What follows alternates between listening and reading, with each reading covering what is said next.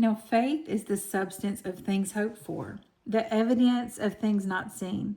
For by it the elders obtained a good testimony. By faith we understand that the worlds were framed by the word of God, so that the things which are seen were not made of things which are visible.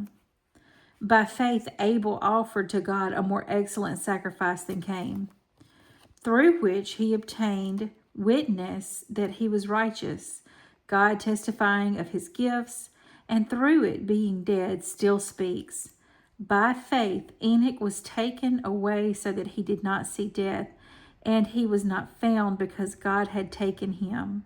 For before he was taken, he had this testimony that he pleased God. But without faith, it is impossible to please him.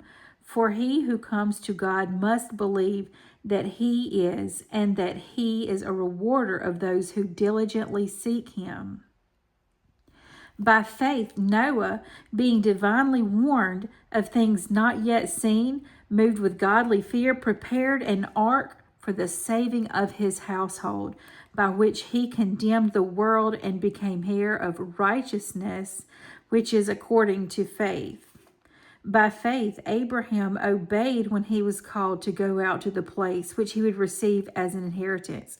And he went out not knowing where he was going.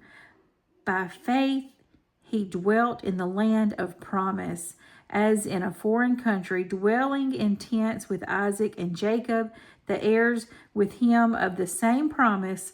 For he waited for the city which has foundation, whose builder and maker is God. By faith, Sarah herself also received strength to conceive seed, and she bore a child when she was past the age, because she judged him faithful who had promised. Therefore, from one man, and him as good as dead, were born as many as the stars of the sky in multitude, innumerable as the sand which is by the seashore. These all died in faith, not having received the promises, but having seen them afar off, were assured of them, embraced them, and confessed that they were strangers and pilgrims on the earth. For those who say such things declare plainly that they seek a homeland. And truly, if they had called to mind that country from which they had come out, they would have had opportunity to return. But now they desire a better, that is, a heavenly country. Therefore, God is not ashamed to be called their God, for he has prepared a city for them. By faith, Abraham, when he was tested, offered up Isaac. And he who had received the promises offered up his only begotten son, of whom it was said, in Isaac, your seed shall be called, concluding that God was able to raise him up even from the dead, from which he also received him in a figurative sense. By faith, Isaac blessed Jacob and Esau concerning things to come. By faith, Jacob, when he was dying, blessed each of the sons of Joseph, and worshipped, leaning on the top of his staff. By faith, Joseph, when he was dying, made mention of the departure of the children of Israel, and gave instructions concerning his bones. By faith, Moses, when he was born, was hidden 3 months by his parents, because they saw he was a beautiful child, and they were not afraid of the king's command. By faith, Moses, when he became of age, refused to be called the son of Pharaoh's daughter, choosing rather to suffer affliction with the people of God than to enjoy the passing pleasures of sin, esteeming the reproach of Christ greater riches than the treasures in Egypt, for he looked to the reward. By faith he forsook Egypt, not fearing the wrath of the king, for he endured as seeing him who is invisible. By faith he kept the Passover and the sprinkling of blood, lest he who destroyed the firstborn should touch them.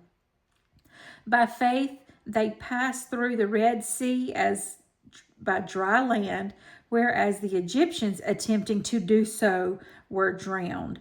By faith, the walls of Jericho fell down after they were encircled for 7 days. By faith, the harlot Rahab did not perish with those who did not believe when she had received the spies with peace. And what more shall I say?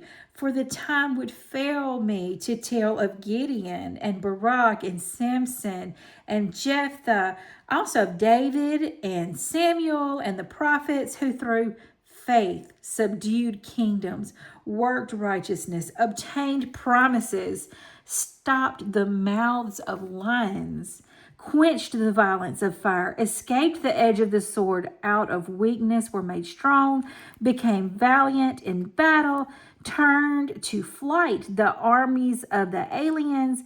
Women received their dead, raised to life again.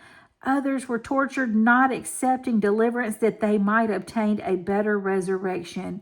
Still others had trial of mockings and scourgings, yes, and of chains and imprisonment. They were stoned. They were sawn in two. They were tempted, were slain with the sword. They wandered about in sheepskins and goatskins, being destitute, afflicted, tormented, of whom the world was not worthy. They wandered in deserts and mountains, in dens and caves of the earth.